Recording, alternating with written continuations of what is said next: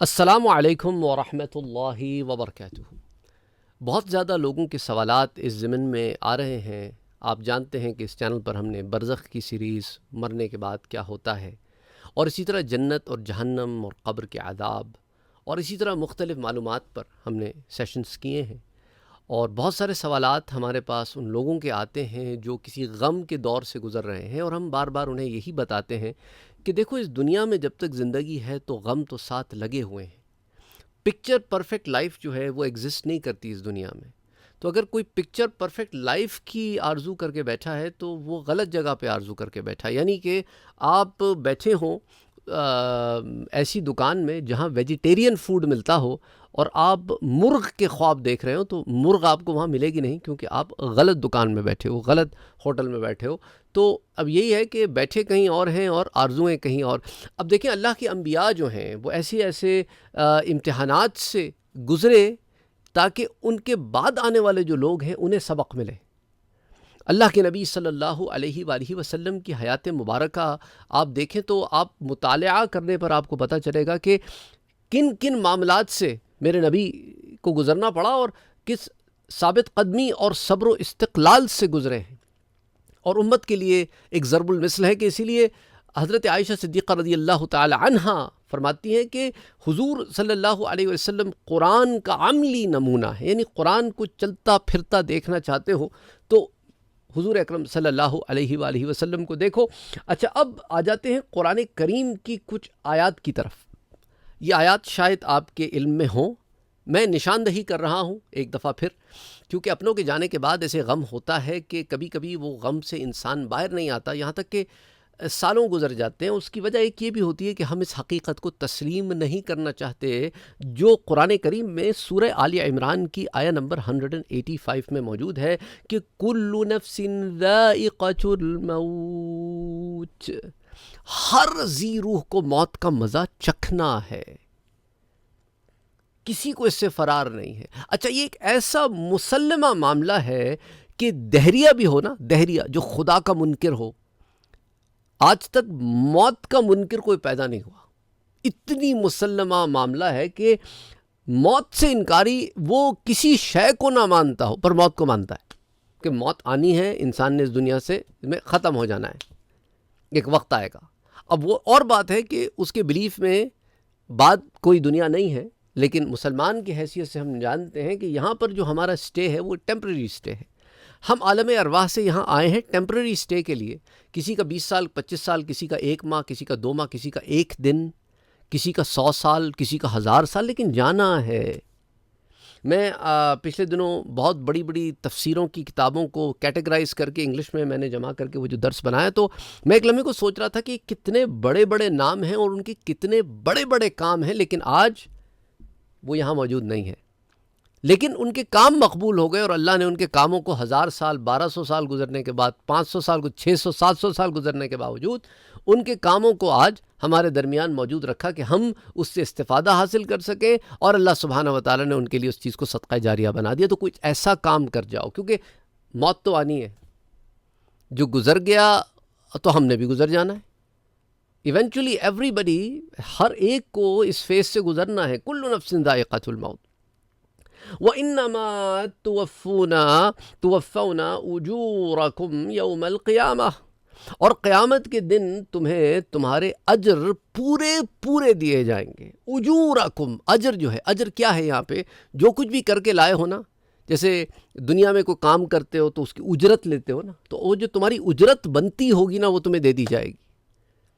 اچھا، اب اگر اجرت انصاف سے دی جائے تو جنت میں کوئی نہ جائے گا، اس لیے وہاں اللہ سبحانہ و تعالیٰ کا فضل و رحم غالب آئے گا کہ جب سامنے ایمان والا آئے گا تو کہیں شفاعت سے جنت میں جا رہے ہیں، کہ اللہ کی رحمت شفاعت کے باب کو کھول رہی ہے تو جنت میں جا رہے ہیں، کہ اللہ کی رحمت ویسی جوش میں آ رہی ہے جنت میں جا رہے ہیں، کہ اللہ اپنے فضل سے جنت میں بھیج رہا ہے کہ مختلف، وہ جسے پہ کرم رحم کرنا چاہتا ہے تو پھر کر دیتا ہے، اس سے پوچھنے والا کوئی نہیں ہے۔ وَلَا يَخَافُ عُقْبَاهَا، وہ کسی کو جواب دے نہیں۔ تو معاملہ کیا ہے کہ جب ہم اس خالق و مالک کی عبادت کرتے ہیں اور ہم جانتے ہیں کہ وَإِنَّمَا تُوَفَّوْنَ أُجُورَكُمْ يَوْمَ الْقِيَامَةِ فَمَنْ زُحْزِحَ عَنِ النَّارِ وَأُدْخِلَ الْجَنَّةَ فَقَدْ فَازَ، جو جہنم کی آگ سے بچا لیا گیا اور جنت میں داخل کر دیا گیا، ارے وہی تو کامیاب ہے، وہی تو کیا ہے، فاز، کامیاب ہے۔ تو کامیابی کہاں رکھی ہوئی ہے؟ اللہ کی رضا میں، ایمان، اللہ کی رضا، اس کے بتائے ہوئے طریقے کے مطابق زندگی گزارنا اور اس سے مانگتے رہنا۔ آخرت میں کامیابی کے بعد تو پھر ملنا ہی ملنا ہے، اور اچھی روحیں تو برزخ میں بھی ملتی ہیں، اس کی کیفیت جدا گانا ہوتی ہے، دنیا والا معاملہ نہیں ہے۔ پہلے بھی بہت دفعہ بتا چکا ہوں، دنیا کی طرح وہاں کو اسکول، کالجز، گھر میں کھانا پکانا، کپڑے تیار کرنا، شاپنگیں کرنا، یہ وہاں کا معاملہ نہیں ہے۔ ہمارے ہاں لوگ وہ اس کو وہاں پر بھی کر لگ دیتے ہیں کہ ہم ساتھ اکٹھے رہیں گے۔ نہیں، ساتھ اکٹھے رہنے والا معاملہ وہ یہ والا نہیں ہے، وہ الگ دنیا ہے، وہ الگ عالم ہے، اس کے الگ اصول ہیں، قوانین ہیں۔ یہاں والے قوانین وہاں نہیں چلتے، جیسے جنت کے اپنے قوانین ہیں، اصول ہیں۔ تو اب اللہ سبحانہ و تعالیٰ یہاں پر بڑے واضح طور پر ہمیں کیا بتا رہا ہے کہ قیامت کے دن تمہیں پورے تمہارے اجر دے دیے جائیں گے، اور جو جہنم کی آگ سے بچا لیا گیا، جنت میں داخل کر دیا گیا، وہی تو کامیاب ہے۔ اور وَمَا الْحَيَاةُ الدُّنْيَا إِلَّا مَتَاعُ الْغُرُورِ، دنیا جو تم نے اکٹھی کر کے رکھی ہوئی نا، یہ سب دھوکہ ہے، متاع الغرور ہے، دھوکہ ہے، تم دھوکے میں پڑے ہوئے ہو۔ اگر تم دنیا اور دنیا کی ہر، دیکھو جب کوئی چلا جاتا ہے تو کیا پڑھتے ہو، انا للہ و انا الیہ راجعون، اسی کی طرف سے آیا تھا، اسی کی طرف لوٹ گیا۔ اب لوٹا کیسے، یہ اصل بات ہے۔ کہتا جی بڑا نیک تھا تو بس کامیاب ہو گیا نا، اب تم اپنی فکر کرو کہ تم بھی کامیاب ہو کے یہاں سے لوٹو، تاکہ پھر برزخ میں اعلیٰ مقامات میں تم بھی ملو ان سے جن کی محبت میں تم، اور اگر ان کے معاملات کچھ ڈھل مل ہیں تو ان کے لیے دعا کرو، کوئی صدقہ جاریہ کرو، کوئی صدقہ خیرات کرو، کوئی ایسا معاملہ کرو کہ اللہ ان کے لیے وہاں پر معاملے آسان فرما دے، اور خود بھی اپنی زندگی اچھے، اور پھر صبر و شکر کے ساتھ اس پہ رہو، کیونکہ موت کا ایسا معاملہ ہے کہ جس کو اللہ نا ایک اور مقام پر فرماتا ہے سورہ قاف میں، وَجَاءَتْ سَكْرَةُ الْمَوْتِ بِالْحَقِّ، اور موت کی سختی جو ہے وہ تو حق ہے، آ گئی، اس کے حق کے ساتھ آ گئی۔ ذَلِكَ مَا كُنْتَ مِنْهُ تَحِيدُ، اس وقت کہا جاتا ہے یہ وہ موت ہے جس سے تو بھاگتا تھا۔ تو بھاگ تو نہیں سکتے نا، موت سے کس کو فرار ہے، کس کو فرار نہیں ہے، کوئی بھاگ نہیں سکتا۔ موت سے کس کو رستگاری ہے، آج ان کی، کل ہماری باری ہے۔ تو وہ کسی نے کیا کہا کہ یہ ہڈی پسلی جتنی ہے، یا جلنی ہے یا گھلنی ہے، اٹھ باندھ کمر سویرے سے، تجھ کو بھی منزل چلنی ہے۔ تو بس یہ معاملہ ہے۔ حضرت عمر رضی اللہ تعالیٰ عنہ نے حضرت کعب احبار سے پوچھا کہ یا کعب ہمیں موت کے بارے میں بتائیے، تو حضرت کعب جو ہے وہ فرماتے ہیں کہ یا امیر المومنین، موت ایک ایسے کانٹے اور ٹہنی کی طرح ہے جسے کسی آدمی کے پیٹ میں داخل کر دیا جائے، کانٹے دار ٹہنی ہوتی ہے نا، اس پہ کانٹے لگے ہوں ہر طرف، اور اس کا ہر کانٹا ایک ایک وین، ایک ایک رگ میں چلا جائے، اور پھر کوئی طاقتور شخص اس ٹہنی کو پوری قوت سے کھینچے، اللہ اکبر، اللہ اکبر، تو سوچو کیا گزرے گی، اس کے زد میں آنے والی ہر چیز کٹ جائے، اور جو زد میں نہ آئے وہ بچ جائے۔ احیاء العلوم الدین، کتاب ذکر الموت وما بعدہ، اس کے اندر امام غزالی اسے بیان کرتے ہیں، جلد نمبر 5 صفحہ 210 پہ، سکرات الموت و شدت ہی، سکرات الموت کی شدت کے باب میں اسے بیان کرتے ہیں۔ تو سوچو یہ ایک ایسا معاملہ ہے جو گزر گیا، اس سے جو گزر گیا، اور جو نہیں گزرا اس نے گزرنا ہی گزرنا ہے۔ تو اسی طرح حضرت ابراہیم علیہ السلام کا وصال ہوا تو اللہ سبحانہ و تعالیٰ نے ان سے فرمایا کہ یہ میرے خلیل، تم نے موت کو کیسا پایا؟ تو انہوں نے عرض کی کہ جس طرح گرم سیخ کو گیلی روئی میں رکھ کر پھر اسے کھینچ لیا جائے، کبھی کاٹن کو، گیلے کاٹن کو کبھی سیخ پہ رکھ کے نا ایسے، اور گرم سیخ پہ پھر کھینچو تو کیسی کھینچتی ہے، کہ ایسے پایا۔ اور پھر اللہ نے فرمایا کہ ہم نے آپ پر موت کو آسان کیا ہے۔ اللہ اکبر۔ احیاء علوم الدین کتاب ذکر الموت وما بعدہ، اور اس کے اندر الباب الثالث فی سکرات الموت وشدتہ، والیوم 5 پیج 209۔ تو اس سے آپ اندازہ کریں کہ یہ ایک ایسا مرحلہ ہے جس سے سب کو گزرنا ہی گزرنا ہے۔ اس لیے حضرت شداد ابن اوس رضی اللہ تعالیٰ عنہ روایت کرتے ہیں کہ حضور اکرم صلی اللہ علیہ وآلہ وسلم نے ارشاد فرمایا کہ عقل والا وہ ہے، عقل مند وہ ہے جو اپنے نفس کو اپنا تابع دار بنا لے، نفس کو فالو کرنے کے بجائے نفس آپ کو فالو کرے اور آپ صحیح راستے پر بھی ہوں، ہے نا، اور موت کے بعد کے لیے عمل کرے۔ اور عاجز ہے وہ شخص جو اپنی خواہشات پر چلتا ہو اور اللہ کی رحمت کی امید بھی کرتا ہو، یعنی کرتا اپنی ہو اور رحمت کی امید بھی ہو۔ تو ایسا شخص کیا ہے؟ ایسا شخص جو ہے وہ ایسا ہے کہ عاجز ہے، یعنی کہ ایسا بندہ ہے جو ایک غلط امید کے اوپر بیٹھا ہوا ہے۔ تو اس لیے اچھے عمل کرو اور پھر آخرت کی طرف توجہ بھی رکھو۔ تو ترمذی شریف کی روایت کتاب صفت القیامہ میں آتی ہے، باب نمبر 4 صفحہ 207 پر۔ تو یہ ایک روایت ہمارے سامنے اور بھی ہے۔ بہرحال اس طرح کی بہت ساری روایات ہیں۔ تو ایک تو یہ معاملہ ہو گیا، ایسے اپنے ذہن میں آپ نے کلیئر رکھنا ہے، ٹھیک ہوگی بات۔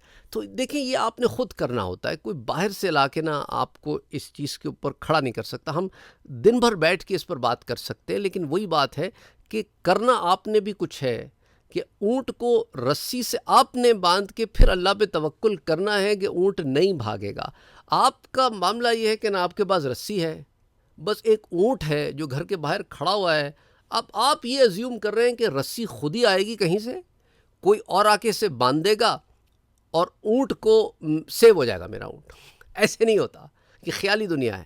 آئی نو میری باتیں شاید تکلیف دہ بھی لگ رہی ہوں کہ یہ کس طرح کی باتیں کر رہے ہیں آپ، لیکن معاملہ یہ ہے کہ ہم سب غم سے گزرے، ہم سب نے کسی نہ کسی پیارے کو کھویا ہے، اور بڑی ڈفرینٹ سرکمسٹانسز میں کھویا ہے، اور ہم شیک ہوئے ہیں۔ ہمیں اب بھی ان کی یاد آتی ہے، لیکن جب ان کی یاد آتی ہے تو تقاضا یہ ہے کہ ان کے لیے دعا کریں، بجائے اس کے کہ ہم روتے رہیں اور اس غم میں رہیں۔ اس سے ان کو کوئی فائدہ نہیں ہوتا۔ اگر آپ واقعی میں ان سے محبت کرتے ہیں اور آپ چاہتے ہیں کہ انہیں فائدہ پہنچے تو دعا کریں نا ان کے لیے۔ دعا کیوں نہیں کرتے؟ آپ کے رونے سے ان کو کیا فائدہ؟ کوئی فائدہ نہیں ہوتا ان کو۔ اب ایک آدمی کہے نا مجھے میری اولاد سے بہت محبت ہے، بہت محبت ہے، لیکن نہ ان کے لیے کمائے، نہ ان کو کچھ اچھا کھلائے، ان کے لیے کچھ نہ کرے، بس سارا دن کہتے رہے کہ مجھے اپنی اولاد سے بہت محبت ہے۔ تو آپ ایسے شخص کو کیا بولیں گے؟ کاہے کی محبت ہے؟ تم کرتے تو کچھ نہیں ہو ان کے لیے، کاہے کی محبت ہے؟ وہ بھوکوں بلکتے رہتے ہیں صبح سے لے کے رات تک، تم کاہے کی محبت ہے تمہیں؟ تو ہمیں کاہے کی محبت ہے؟ ہم ان کے لیے کرتے تو کچھ نہیں ہے۔ اچھا کچھ کر بھی لیں تو بھی روتے رہتے ہیں، یعنی یقین نہیں، ایمان نہیں ہے، صبر نہیں ہے، استقلال نہیں ہے، بھروسہ نہیں ہے، جس سے مانگ رہے ہیں اس پہ بھروسہ نہیں ہے، اس لیے تو روتے رہتے ہیں، مانگ کے بھی رو رہے ہیں۔ کیونکہ بے سکونی کیوں ہے؟ کیونکہ ایمان کی کمی۔ اپنی ایمان کو مضبوط کریں، ایمان کو مضبوط کریں۔ دیکھیں قرآن کریم میں ایک آیہ مبارکہ آتی ہے، اِنَّكَ مَيِّتٌ وَإِنَّهُمْ مَيِّتُونَ، اے میرے نبی صلی اللہ علیہ وسلم، آپ نے بھی اس دنیا سے چلے جانا، انہوں نے بھی چلے جانا، رہتا کسی نے نہیں ہے یہاں پہ ہمیشگی کے لیے۔ ہاں انبیاء کی جو موت ہے وہ ایک آن کی موت ہے، لیکن ہے تو صحیح نا، جانا تو ہے نا، روح نے جسم سے نکلنا تو ہے نا، ایک لمحے کے لیے ہی صحیح، نکلی تو نہ۔ پھر ان کی جو قبر کی حیات ہے اس پر ہم پہلے بات کر چکے ہیں، دوبارہ اس پہ جانے کی ضرورت نہیں، وہ ہمارا موضوع نہیں ہے آج کا۔ تو اب جب یہ معاملہ ایسا ہے کہ آدم علیہ السلام سے لے کے آخری انسان جس نے اس دنیا میں آنا ہے سب نے جانا ہے، تو پھر ہمارے اور آپ کے اپنے کوئی انوکھے تو نہیں ہے نا کہ ہمیشہ رہیں گے۔ یا کوئی کسی کی آنکھوں کے سامنے چلا جاتا ہے تو کبھی بچے ماں باپ کی آنکھوں کے سامنے، کبھی ماں باپ بچوں کی آنکھوں کے سامنے چلے جاتے ہیں۔ ساری زندگی عورت کہتی رہتی ہے میں سہاگن مرنا چاہتی ہوں، نہیں مرتی۔ اچھا کوئی اگر ایسے معاملے ہو جائیں کسی کے ساتھ، میں اس پر بھی پہلے بات چکا، حدیث سے یہ شہید حکمی کے بارے میں بڑی تفصیل سے اس کی ساری اقسام موجود ہیں، وہ آپ لوگ دیکھ سکتے ہیں۔ جو بار بار اس پہ بھی سوالات آ رہے ہیں کہ ٹیم نے کہا ہے کہ آپ وہ درس دیکھیں نا، جو سارے دروس موجود ہیں۔ یہ بھی مجھے تکلیف ہوتی ہے کہ ہم دروس بنا کے دے دیتے ہیں اور لوگ پھر وہ دروس کہنے کے باوجود نہیں دیکھتے۔ کہ اس پہ درس بنا ہوا ہے، چلو آپ کو نہیں پتہ نا، اس پہ بنا ہوا، پھر وہ کہتے ہیں، پھر وہی سوال آتا ہے انہی لوگ. تو آئی ڈونٹ نو، میں پھر ٹیم سے کہتا ہوں کہ بھئی اس کو پھر آپ جواب نہ دیں ان کو، کیونکہ یہ خود محنت ہی نہیں کرنا چاہ رہے. ان کو سوال ہے پر جواب نہیں ڈھونڈنا چاہ رہے ہیں، حالانکہ ہم نے بتا دیا ہے کہ چینل کے اس کے اوپر کئی دروس موجود ہیں. اب ان کی مرضی ہے، یہ پھر سوالات اگر وہی سوال بار بار بھیجتے رہیں تو ڈونٹ رسپونڈ ٹو اٹ. تو بہرحال بہت سارے دیکھیں جی، الحمدللہ ثم الحمدللہ 9,000 کے قریب دروس آپ کو مل چکے ہیں مختلف ٹاپکس کے اوپر. کوئی 200 سے زائد پلے لسٹس میں وہ دروس موجود ہیں، لیکن کچھ محنت آپ کو بھی کرنی پڑے گی. حلوہ پکا کے نہیں دیا جا سکتا. حلوے کے لیے کچھ آپ کے منہ تک حلوہ لا کے کھلا دیں، نہیں، آپ کو کچھ محنت کرنی پڑے گی، کیونکہ اور بھی بہت سارے کام ہوتے ہیں جن کے اوپر ہمیں کام کرنا ہوتا ہے. ہم ایک ایک بندے کو ایک ایک ویڈیو تک نہیں لے کے جا سکتے، وہ آپ نے بھی کچھ محنت کرنی ہے. تو بہرحال انک میت وانہم میتون، یہ ایک اور آیہ مبارکہ جو ہے یہ سورۃ الزمر کی آیہ نمبر 30 ہے. اور پھر سورۃ الرحمن میں دیکھیں نا، اللہ سبحانہ وتعالی آیہ نمبر 26 میں کیا فرماتا ہے؟ کل من علیہا فان، جو بھی اس دنیا میں دھرتی میں ہر وہ شے موجود ہے نا، جو جس قسم کی شے ہو اس نے فنا ہونا ہے، فنا ہونا ہے. فنا سے فرار نہیں ہے، بقا صرف اللہ کی ذات کو ہے.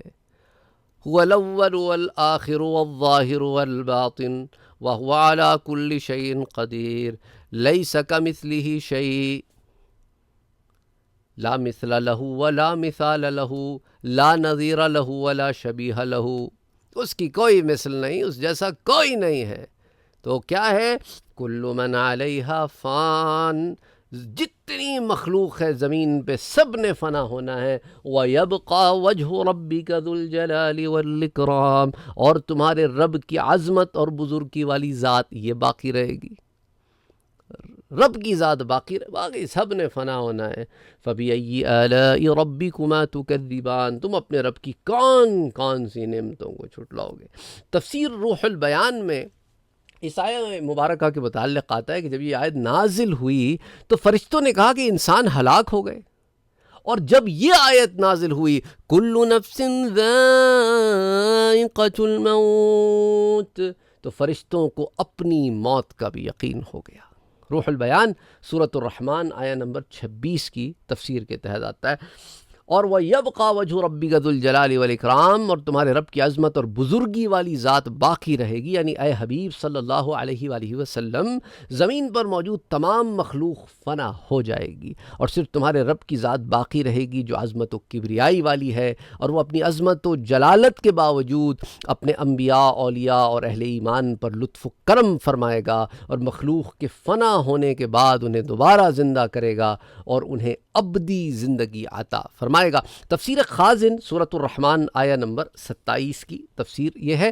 بہرحال اس میں اور تفسیر بھی ہیں، ہم اس میں نہیں جاتے، بتانا آپ کو یہ مقصود ہے. اچھا، پھر اس کے بعد ایک اور مسئلہ کہ ایک اور سوال بہت زیادہ شدت سے جو آ رہا ہے کہ بھئی ہماری تکلیف پر رشتہ دار خوش ہو رہے ہیں. ہمارے گھر میں اچھائی ہو تو انہیں تکلیف ہوتی ہے، ہمارے گھر میں برائی آئے تو وہ خوش ہوتے ہیں، اور وہ تو مزے میں. یہ آپ کا گمان ہے.